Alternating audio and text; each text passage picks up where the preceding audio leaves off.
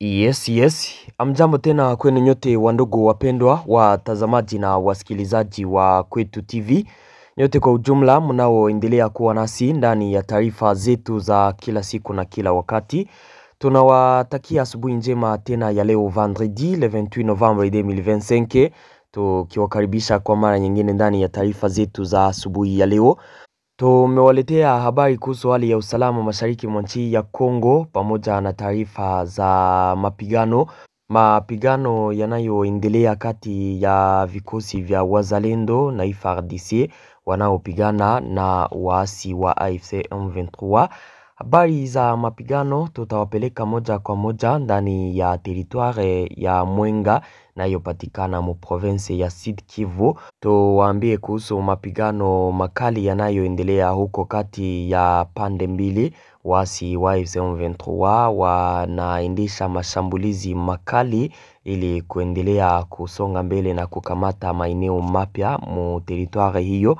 Upande mwingine mu teritware ya Masisi, Wazalendo walikamata Kinyumba na kuikaribia Nyabiondo Centre. Ni baada ya kuwapiganisha waasi wa AFC M23 mu eneo hiyo, na tumewaletea taarifa mingi tena mbichi. Hii ni Kwetu TV channel inayokuletea taarifa za kweli tena zenye uhakika na za kuaminika kutoka mashariki mwa nchi ya Kongo. Tunawaomba kusubscribe, kucomment na kulike, kusambaza taarifa hizi kwa walio wengi ziwafikie, kuendelea kujiunga nasi na sheni yetu ya WhatsApp ili kukuwa napata taarifa zetu zote kwa wakati. Jiunge nasi kupitia linki ambayo iko hapo ku description. Kisagusa hapo kwenye titre utapata linki hiyo, au tuandikie kwenye namba hiyo. Bila shaka utakuwa napata taarifa zetu zote kwa wakati. Habari zetu za asubuhi ya leo tutawapeleka moja kwa moja ndani ya province ya Sud Kivu mu teritware ya Mwenga, ambapo mashambulizi makali yanaendelea kusikika ndani ya maeneo yanayokuwa kwenye route nationale numero 2 inayotoka Mwenga Centre ikielekea maeneo ya Walungu. Waasi wa AFC M23 wanaendelea na mashambulizi yao makali ili kusonga mbele na kuendelea kukamata maeneo mapya hapa mu eneo ya Sud Kivu. Nataka niwaambie kila kitu kabisa. Nilikuwa nimewaambia kwamba nitawaambia kinachoendelea huko wakati tutakapoongea na wale ambao wako kufro, tujue hali kwa sasa ni vipi na kinachoendelea hapo ni nini. Wengi walikuwa wakiniuliza eti niwaambie fro za Mwenga kuanzia Kilungutwe ni nini, mbone wako wanasikia Kilungutwe kuko na mapigano tena wanasikia Kasika walishafika ndani ni vipi. Na hapo mu teritware ya Mwenga waasi wa AFC M23 walianzishaka mashambulizi zidi ya FARDC na Wazalendo na FDNB kuanzia mu eneo ya Kilungutwe. Walipiganaka sana, c'était mardi njo walipiganaka Kilungutwe.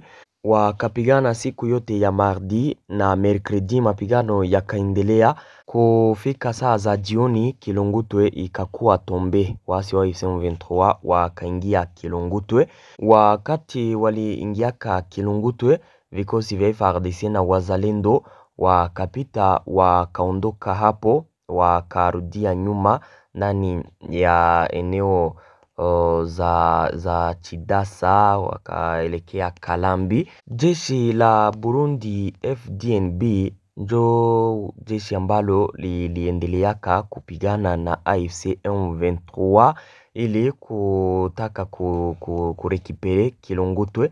Waliendeleaka kupigana na AFC M23 ndani ya eneo za karibu na hapo kama Kalama na Chowe.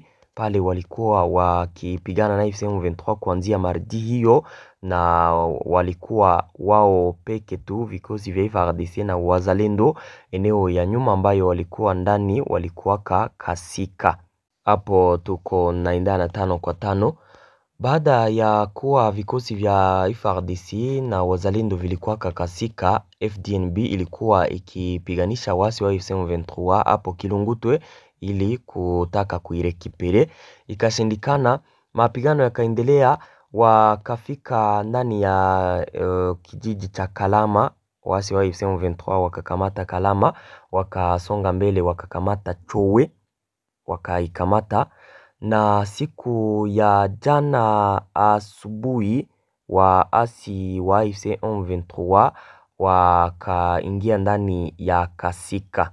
Kasika ni eneo ambayo nayo iko pale toujours kwenye route nationale numero 2 ukitoka Tubimbi ukishuka kuelekea Mwenga Centre. Kasika wakaikamata siku ya jana asubuhi, ni wakati mapigano yalikuwa yakiendelea hapo Kasika. Mnakumbuka ya kwamba na ndege za FARDC ziliingilia kati kuwazuia, ikashindikana kabisa. Wasi wakakamata Kasika, hawakusimama bali waliendelea na mashambulizi yao wakiataki FARDC na wazalendo pamoja na jeshi la Burundi FDNB.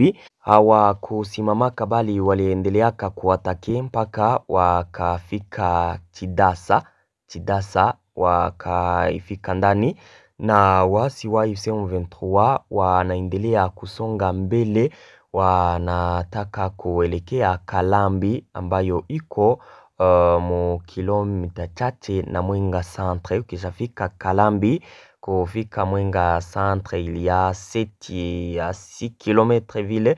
Waasi wa AFC M23 wako na songa mbele sana kabisa ndani ya province ya Sud Kivu. Na baada ya kuongea na wanaokuwa hapo Kufro, kilichokuwa hapo ni ya kwamba wanajeshi wa wazalendo na FARDC waliachaka wanajeshi wa Burundi Kufro ya Kilungutwe, wakarudia nyuma. Wanajeshi wa Burundi wakabaki muje wa upeke. Kitu ambacho wanataka niwaambie hapo ni kitu hiki: kama FARDC na wazalendo, wanajeshi wa nchi ya Kongo, hawatakuwa na resistance, ama wakati FARDC na wazalendo hawana resistance mbele ya hawa maadui, jeshi la waetranger njo lenye litaresiste mpaka kukufia nchi ya Kongo. Mefre, jeshi la Burundi linawasaidia. Burundi ni wanajeshi wa waetranger, wanasaidia Kongo, vita si vyao 100%. Wanawasaidia kwa kuwapiganisha wasi wa AFC M23. Sasa wakati wale wanajeshi ambao vita ni yao hawata resiste, wanaondoka Kufro, wanajeshi kutoka Burundi ndio ambao wataresiste mpaka pumzi ya mwisho? Hapana kabisa. Jusqu'aujourd'hui jeshi la Kongo, le wazalendo wako faible sana kutokana na vita wanayoionyesha au vita wanayoipigana. Wasi wa AFC M23 hawana mzaha, hawana blague. Objectif yao ni kuendelea kusonga mbele na kukamata maeneo mapya, kuyaunguza, hivyo kufikia kutangaza ita federale yao. Hivyo kama FARDC na wazalendo hawataresiste, waasi hawa wataendelea kusonga mbele. Muda huu tunapoongea wanaendelea kupigana wakielekea maeneo ya Kalambi. Hawajafika Kalambi, ila njo kwenye wanaelekea kwenye rute hiyo tujoro. Baada ya kufika Chidasa wanajielekeza Kalambi. Mapigano yanaendelea. Tutaendelea kufuatilia kwa karibu taarifa hapo Mwenga. Tutakuwa nawaambia kinachoendelea 5 kwa 5. Habari zetu zinaendelea wakati waasi wa AFC M23 wanasonga mbele ndani ya Sud Kivu. Pande wa Masisi, wazalendo walirekipere Kinyumba na kukaribia Nyabiondo Centre. Siku ya jana mashambulizi makali yalianza mu après-midi kati ya waasi wa AFC M23 na vikosi vya wazalendo. Wazalendo waliatake waasi wa AFC M23 ndani ya Nyabiondo. Nyabiondo ni eneo kubwa, iko ndani petit village. Wazalendo wale wa Janvier Karai wanaitwa wa Mai Mai, ndio ambayo waliatakia AFC M23 hapo Nyabiondo. Hawa wa Mai Mai APCLC walianza mashambulizi yao zidi ya nyadhifa ama zidi ya ngome za waasi wa AFC M23 kwa lengo la kurekipere eneo ya Nyabiondo. Wakapigana kuanzia maeneo ya Kinyumba. Baada ya mapigano kwa masaa matatu hivi mane, wazalendo wakakamata eneo ya Kinyumba wakaikamata. Saa za jioni mashambulizi ya kaskika karibu na Nyabiondo centre mo eneo ya Lukoko plito. Hapo Lukoko ndio kwenye mashambulizi yalikuwa yakisikika karibu na Birere kabisa, eneo inayokuwa mo Nyabiondo centre. Wakati wazalendo walikaribia eneo ya Nyabiondo, wakaji walishikwa na hofu. Kuna walioanza kukimbia hapo wakielekea maeneo ya Masisi centre na zingine eneo zinazokuwa karibu na hapo. Wazalendo baada ya kukamata Kinyumba waliendelea kupigana na waasi wa AFC M23. Mashambulizi yakaendelea, lengo na objectif hapo ni kurekipere Nyabiondo centre, hivyo kufunga njia ya waasi wa AFC M23 kutoka Masisi centre kuelekea ndani ya maeneo yanayokuwa huko nyuma kurute inayoelekea Walikale kama maeneo ya Kashibere na zingine eneo. Ni wakati siku ya jana vikosi vya wazalendo na FARDC vilikuwa vikipigana na waasi wa AFC M23 ndani ya maeneo karibu na Kashibere. Walikuwa wakipigana karibu na Kibati pamoja na Muhanga. Mapigano yanaendelea kukamata hatua nyingine huko mo territoire ya Masisi. Vikosi vya wazalendo na FARDC wako movita pale wakitaka kuyarekipere maeneo hayo ambayo yako mo mikono ya wasi wa AFC M23. Mapigano kati ya pande mbili yanaendelea kukamata hatua nyingine, hata kama kuna kusainiwa kwa makubaliano tofauti. Makubaliano ya kwanza, mkataba wa mfumo, yote yalikuwa yakiagiza usitishaji vita, ila kwenye shamba la vita kabisa mambo ni tofauti na hayo ambayo waliyasaini. Tuendelee na habari zetu, tuelekee ndani ya nchi ya Rwanda ambapo rais wa Rwanda Paul Kagame amezishutumu mamlaka za Kongo kwa kukwepa majukumu yao katika kusimamia mzozo wa usalama mashariki mwa Kongo, akisema kuwa vikwazo vinavyodaiwa dhidi ya Kigali haviwezi kutatua matatizo ya ndani ya nchi hiyo. Alizungumza wakati wa hotuba ya umma iliyotangazwa Alhamisi siku ya jana. Alisema kwamba matatizo haya yanayotokea nchini Kongo, inaonekana kwamba viongozi hawajali, wanapuuza hali hiyo au wanakataa tu kuwajibika. Kitu pekee wanachojua kufanya ni kuitisha vikwazo dhidi ya Rwanda. Vizuri sana, lakini ikiwa unaiwekea vikwazo Rwanda, hilo linatatuaje tatizo lako? Alisema Paul Kagame. Mkuu wa nchi wa Rwanda anaamini kwamba matatizo ya ndani ya nchi ya Kongo, hasa utawala na mivutano ya jumuiya, yanachochea kuendelea kwa mzozo huo. Alisema ya kwamba hilo linatatua vipi tatizo la wewe kuagiza mamluki kutoka nje ili waje kupigana badala yako. Alitangaza hayo President Paul Kagame, akitoa wito kwa viongozi wa Afrika kuacha kutafuta mbuzi wa kafara kutoka nje. Kwa miaka kadhaa Kinshasa imekuwa ikishutumu Kigali kwa kutoa msaada wa kijeshi kwa waasi wa AFC M23 ambao sasa wanadhibiti maeneo tofauti mashariki mwa nchi ya Kongo. Mvutano wa kidiplomasia umeongezeka kufuatia kukiri kwa waziri wa mambo ya nje wa Kongo katika mahojiano na Deutsche Welle kwamba serikali ya Kongo ililazimishwa kuanzisha mazungumzo na M23 chini ya shinikizo la jumuiya ya kimataifa kutokana na mkwamo wa kijeshi na kuporomoka kwa huduma za umma mashariki mwa nchi ya Kongo. Katika hotuba hiyo siku ya jana, Paul Kagame pia alitoa ujumbe mpana kwa viongozi wa Afrika, akisema kuwa bara hilo lina rasilimali za kujihakikishia usalama wake. Anisema kwamba unaweza kuwaongoza farasi kwenye shimo la kunyweshea maji, lakini huwezi kuwalazimisha kunywa. Tuna maji mbele yetu na tuna kiu, tunapaswa kunywa. Hakuna kitu ambacho Afrika haina. na alirejea kuhusu kufunguliwa kwa aeroport ya Goma inayomilikiwa na waasi wa AFC M23. Kuhusu swala hilo, Presida Paul Kagame wa Rwanda alisema ya kwamba kama ingelikuwa mimi niombwe kufunguliwa kwa aeroport ya Goma ama niombwe Goma, Bukavu na zingine eneo, bila shaka ningeliitika, ila kwa sharti moja tu, nao wafanye kile ambacho ninakitaka.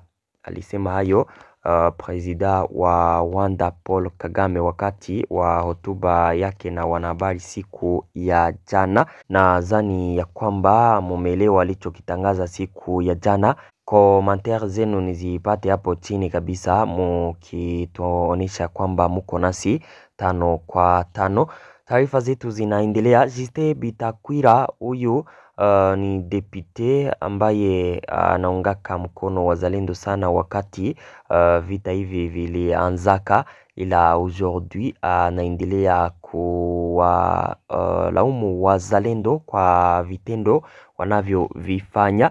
Ila alikuja kusema kwamba wazalendo wanaofanya vitendo vya wizi na kuendelea kukuwa marebele kuleta hali ya usalama kidogo ni wale waliokuwa wezi tangu baada ya kuingia ndani ya grupe ya wazalendo, wale ambao walikuwa makundi ya yenye silaha wakiwa ni wahalifu tu ndio wenye wako nafanya hayo.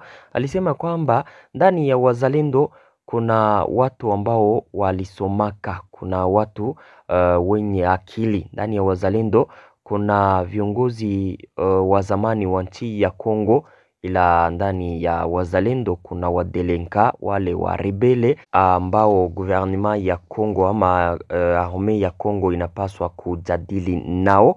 Alisema kwamba ndani ya wale wa rebele kuko wa volere wa zamani, wezi wa zamani, wezi wa ngombe, wezi wa mbuzi, wezi wa makondolo, na alisema ya kwamba ni wa professionnel mo hiyo kazi paske ni watu ambao walikrea magrupe ya arme kwa kufanya kazi kama na hizo za wezi tu kutesa raia.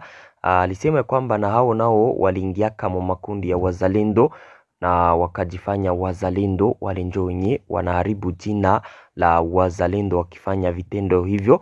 Alitoa wito kwa viongozi wa wazalendo wote kuanza kukamata hatua ya kuwinda hao marebele wanaokuwa muarme ya wazalendo, kuwinda wale viongozi wa zamani wa hayo makundi ya wahalifu, wajadili nao kwanza, watoshe makundi ya wazalendo, epui wazalendo warudie na heshima yao, warudiane na pouvoir yao, wapigane, hapana kutesa wakaji na raia wa maeneo wanayoyaongoza. Justin Bitakwira alisema hayo kwa hasira sana kutokana na vitendo vinavyofanywa na wazalendo kwenye fro, na hata pale ambapo hakuna fro wanaendelea kufanya mambo ya uhalifu sana, kama kupie mu territoire ya Mwenga kule kwenye wako napigana, piaje ziko nafanywa na vikosi vya wazalendo sana mu maeneo ambayo wako na kimbilia ndani wakitoka kufro, na inaleta huzuni sana kabisa kushindwa kufro, unaacha wengine wako napigana, unaenda kupie. Ile ni vita gani kabisa? Asante ndugu zangu, hizo ndizo habari ambazo nilikuwa nimewaletea asubuhi ya leo. Naomba kuendelea kupartager, yani kuzisambaza taarifa hizi kwa walio wengi. Asante.